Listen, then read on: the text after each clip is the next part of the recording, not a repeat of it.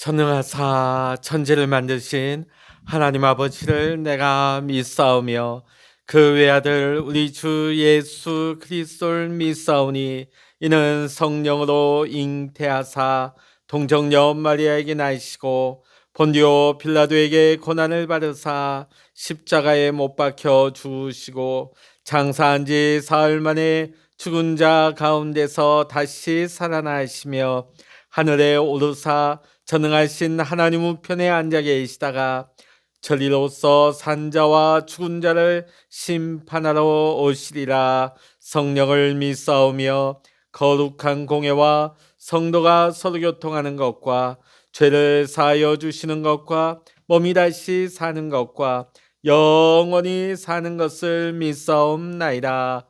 아멘. 찬송가 290장입니다. 찬송가 290장입니다. 우리는 주님을 늘 배반하나 내 주 예수 여전히 날 부르사 그 참되신 사랑을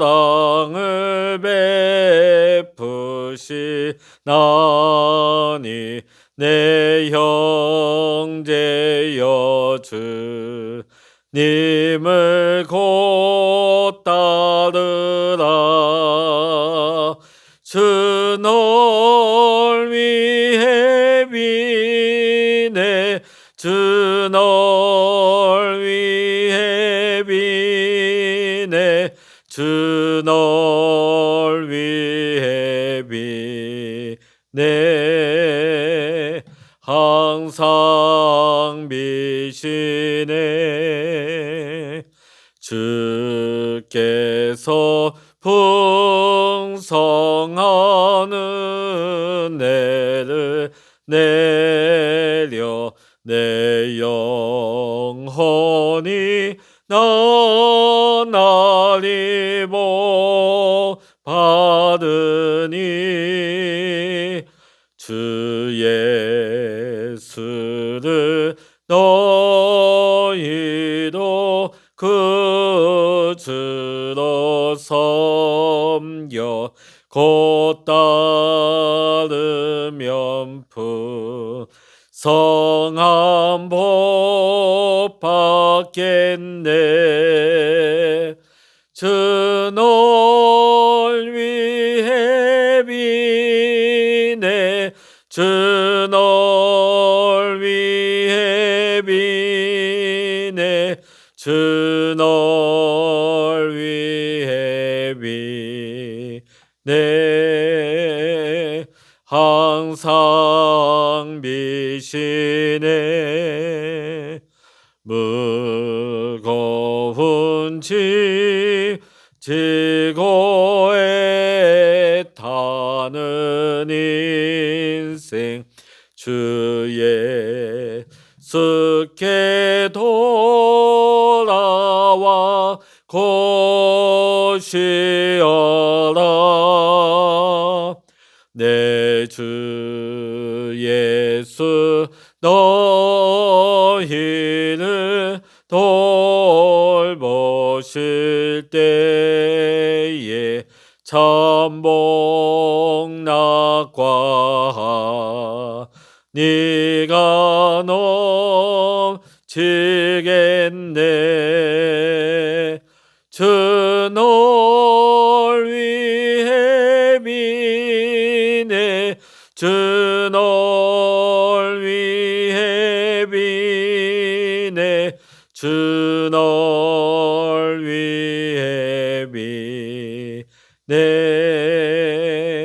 항상 비시네.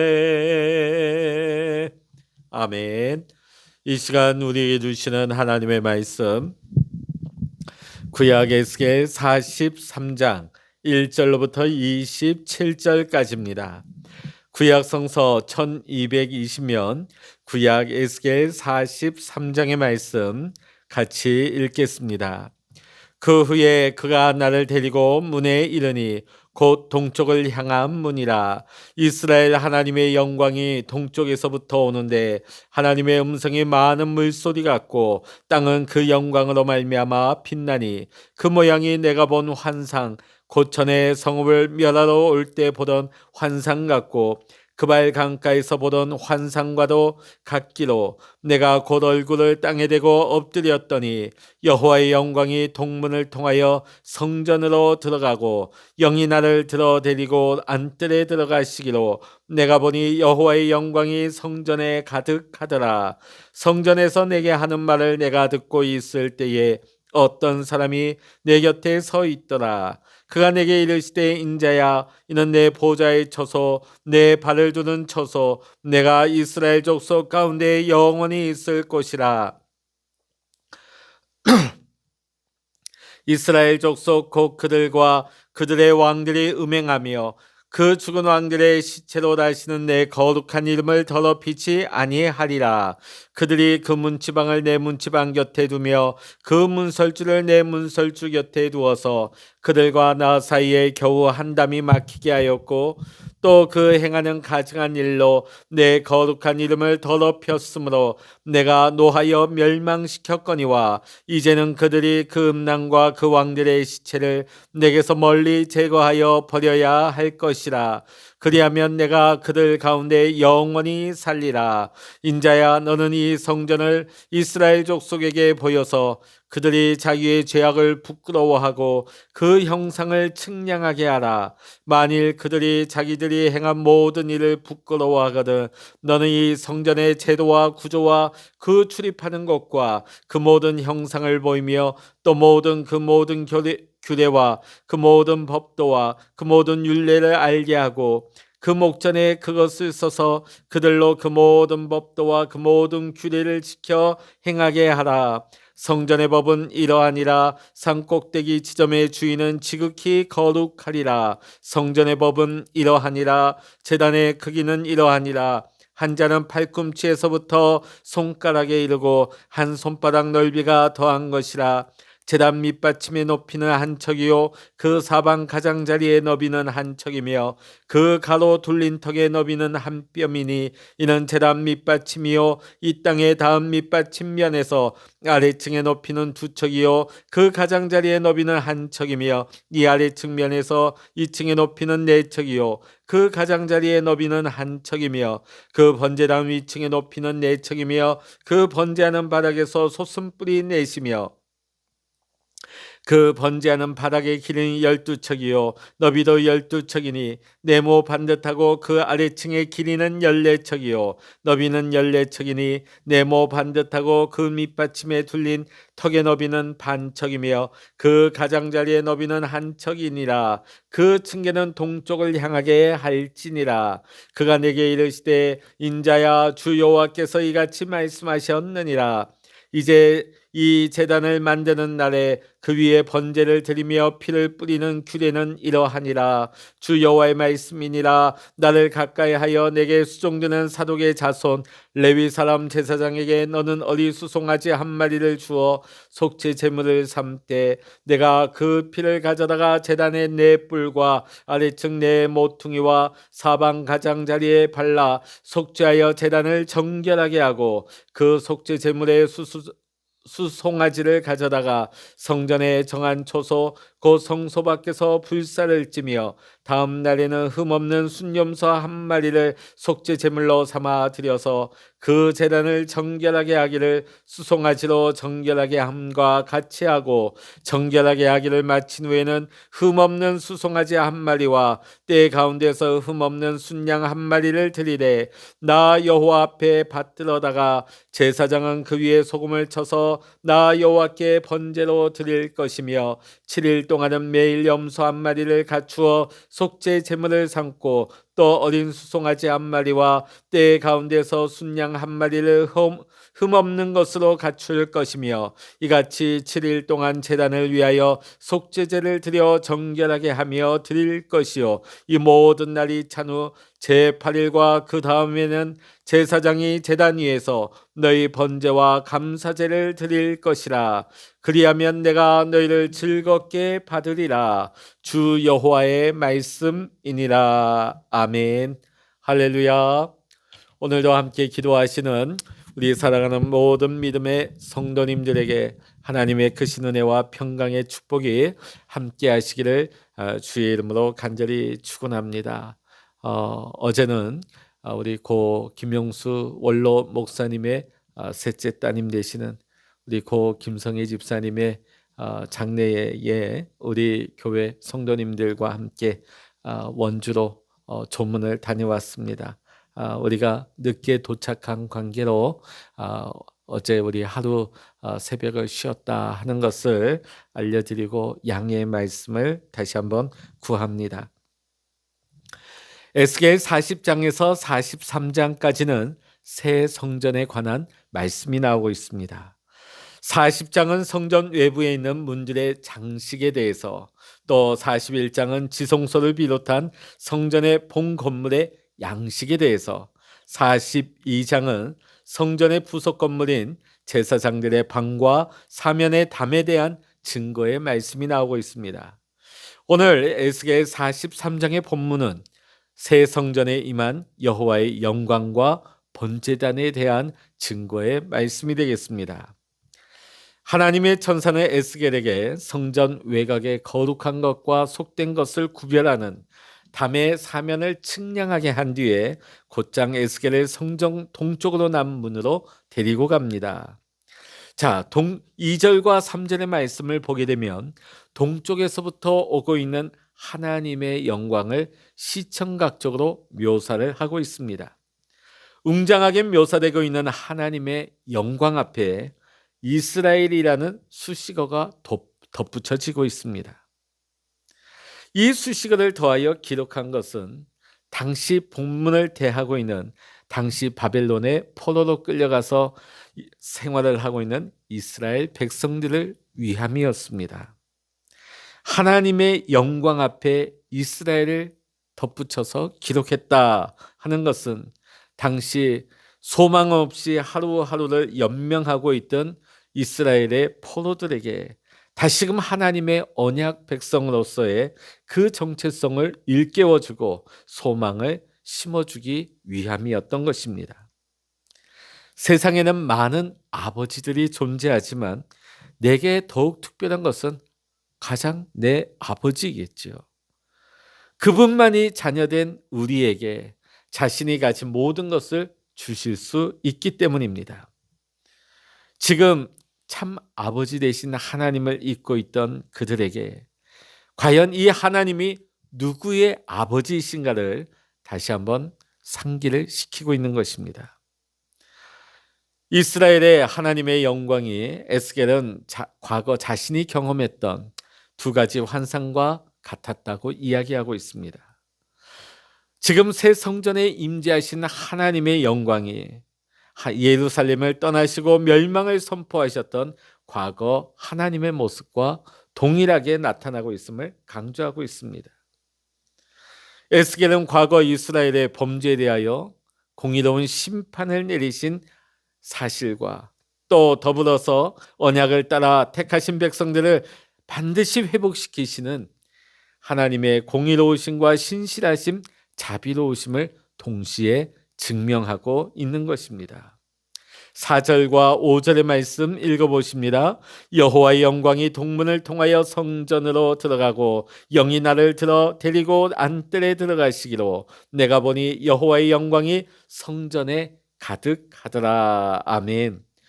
동쪽에서부터 시작된 여호와의 영광은 성전의 동문을 통하여서 성전으로 들어갔습니다.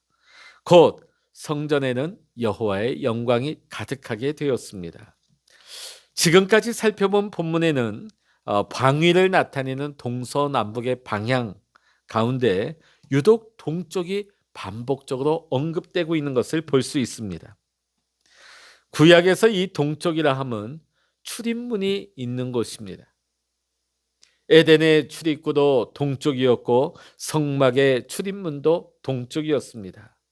성막을 중심으로 해서 이스라엘 족속이 이동하는 순서도 동쪽이 위치한 지파에서부터 이동이 시작되었습니다. 우리가 더욱더 주목해야 될 부분은 예루살렘 성전 문지방에 머물렀던 하나님의 영광이 성전 문지방을 떠나 그룹들 위에 머물고 있던 쪽도 바로 동문이었습니다. 성전 멸망에 관한 보도에서는 여호와의 영광이 동문을 통해 떠났음을 밝히고 있습니다. 이처럼 특별한 의미가 있는 동문으로 여호와의 영광이 있는 이 장면은 아마도 동쪽에서 시작되는 그 장엄한 일출 이상의 감격을 보여주고 있는 것입니다. 이제 에스겔은 하나님의 영광이 임한 이 새 성전에서 들려지는 메시지를 전하고 있습니다. 우리 7절의 말씀 읽어보십니다. 그가 내게 이르시되 인자야 이는 내 보좌의 처소 내 발을 두는 처소 내가 이스라엘 족속 가운데 영원히 있을 곳이라. 이스라엘 족속 곧 그들과 그들의 왕들이 음행하며 그 죽은 왕들의 시체로 다시는 내 거룩한 이름을 더럽히지 아니하리라. 아멘. 오늘 여호와께서 새 성전에 영원히 임재하시겠다는 선언과 함께 과거 성전을 떠나게 만들었던 두 가지의 문제를 말씀하고 있습니다. 먼저는 이스라엘 백성들과 그들의 왕들까지도 음행을 일삼았던 부분입니다. 이는 육체적인 음행을 넘어서 우상을 쫓는 신앙적인 변질을 의미하는 것입니다. 또 오늘 본문의 말씀을 보면 왕들의 시체에 의해서 더러워진 부분에 대해서 언급이 되고 있습니다. 자, 오늘 본문에서 죽은 왕들의 시체가 정확히 무엇을 의미하는지에 대해서는 신학자들의 다양한 해석이 있습니다만 오늘 여기서 죽은 시체로 번역된 원어는 베게르, 비석으로 번역될 수가 있습니다. 자, 그러니까 성전에 딸린 어느 지역에 죽은 왕들을 신성시하기 위한 비문이나 기념비를 세운 악행을 의미하는 것이 유력해 보이는 것으로 보입니다. 자, 이어서 직접적인 교훈이 이어지고 있습니다. 우리 9절의 말씀 읽어보십니다. 이제는 그들이 그 음란과 그 왕들의 시체를 내게서 멀리 제거하여 버려야 할 것이라. 그리하면 내가 그들 가운데 영원히 살리라. 아멘. 오늘 새 성전을 하나님께서 세우신 목적이 무엇입니까? 그것은 하나님께서 언약 백성들, 하나님의 백성들 가운데 영원히 함께 하시기 위함입니다. 이를 보다 구체적으로 실현하기 위해서 하나님은 에스겔에게 새 성전에 대한 구체적인 설명과 함께 백성들을 온전하게 회복시킬 것을 명령하고 있습니다. 10절과 11절의 말씀을 보면 에스겔을 통하여서 백성들에게 성전의 물리적인 치수뿐만 아니라 역사적인 치수, 곧 과거의 죄악을 깨닫게 할 것을 말씀하고 있습니다.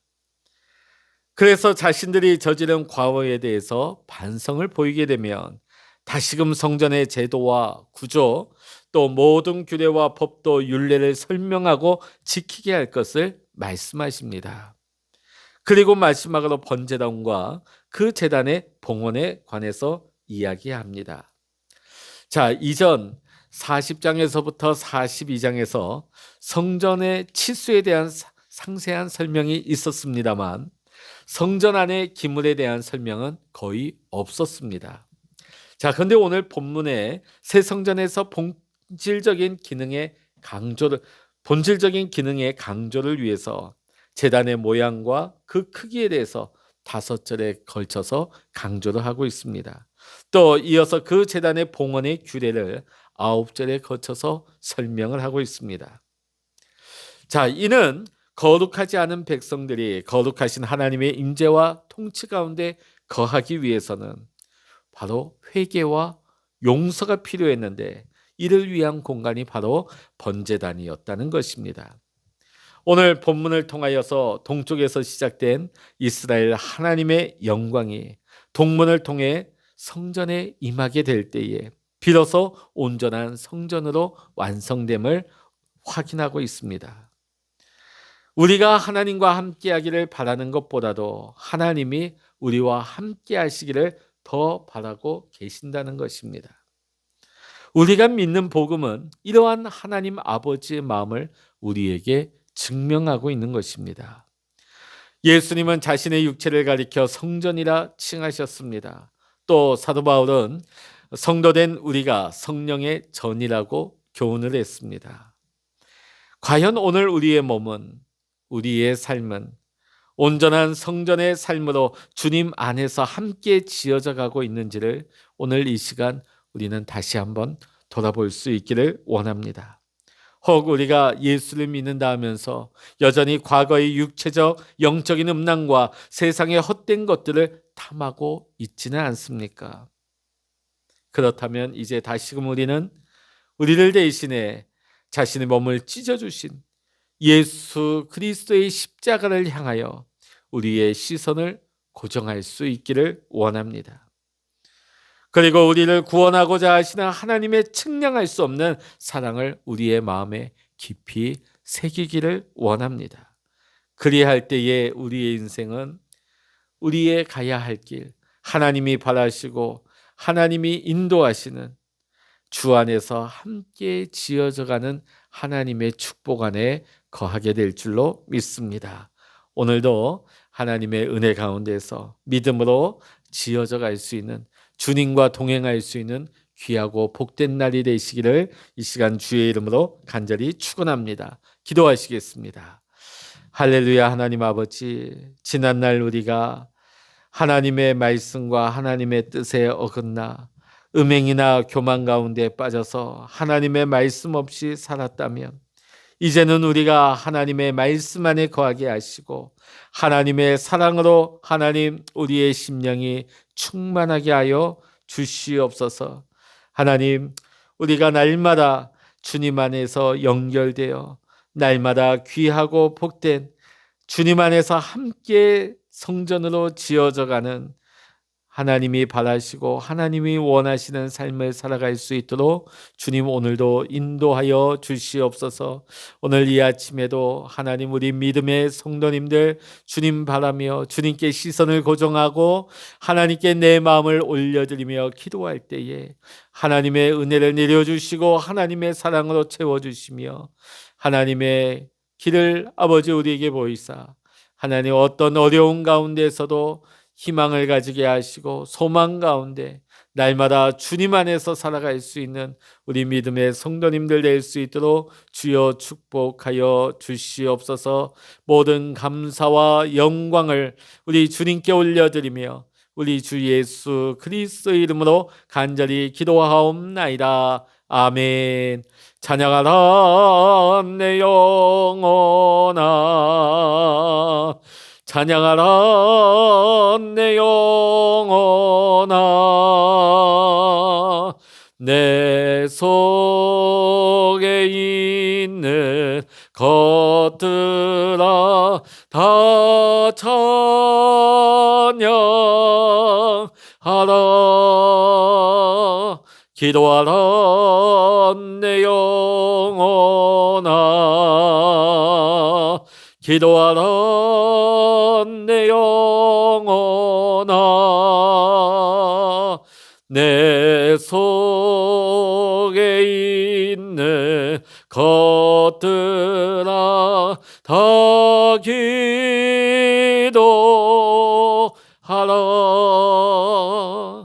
주여 일창을 합심하여 기도하십니다. 주여